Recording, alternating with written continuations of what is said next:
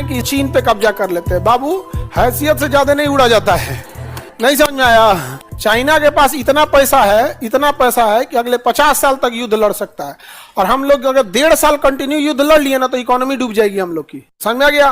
तो ज्यादा मीडिया वालों के बहकावे में नहीं आना है। एक बार हम न्यूज चैनल खोले थे तो हमको लगा सिंगापुर में है, बाद में दरवाजा और खोल के देखा हमको इंडिया में है। आगे बढ़े। हम लोग के पास इकोनॉमी क्या है, कहाँ है? सबसे बड़ा खराबी क्या है ना अपने इंडिया में, आप गौर से देखिएगा ना, आपको ना ईमानदारी से परफेक्ट काम करने वाले लोगों की कमी मिलेगी। काम करने वाले बहुत मिलेंगे, लेकिन परफेक्ट काम करने वाले बहुत कम मिलेंगे। ऐसा ड्राइवर मिलेगा कि दिन भर में गाड़ी रगड़ रगड़ के खत्म कर देगा। नहीं समझ में आ गया?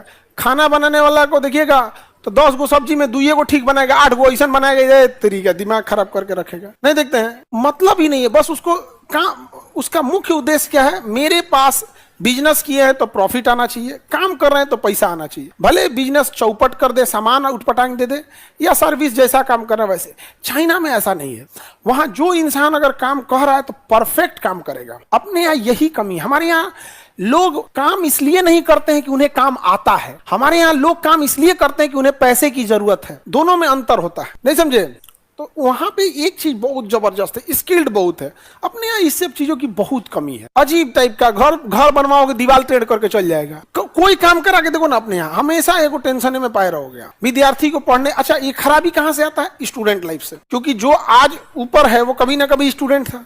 स्टूडेंट लाइफ से ही बिगड़ते गया। उसको होमवर्क याद आएगा क्लास में जाने के बाद। स्टूडेंट लाइफ, आप ही सोचिए ना, समाज का निर्माण कौन करेगा? आप ही लोग करेंगे। तो सबसे ज्यादा बेईमानी तो आप ही लोग करते हैं। अभी आपके लिए ईमानदारी का मतलब क्या है? आपको जो वर्क दिया जा रहा है, आप घर पे जाके पढ़ाई कीजिए और उसको प्रॉपर रिवीजन करके यहाँ आइए। 90% नहीं करता है। तो जो आप जिस समय है उस समय बेईमानी कर रहे हैं।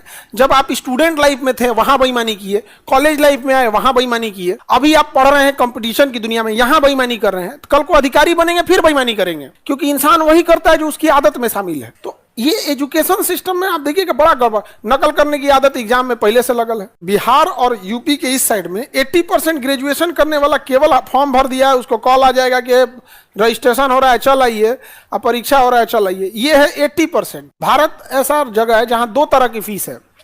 अगर मान के चलिए आपको ITI करना है या आपको ANM GNM करना है तो 2 तरह का फीस है। एक पढ़ के करना है तो उसका फीस अलग, और घर बैठे डिग्री चाहिए B.Ed का तो उसका फीस अलग। तो स्टार्टिंग से ही खराबी हो जाती है अपने यहाँ। चाइना में उसकी सबसे बड़ी ताकत क्या है?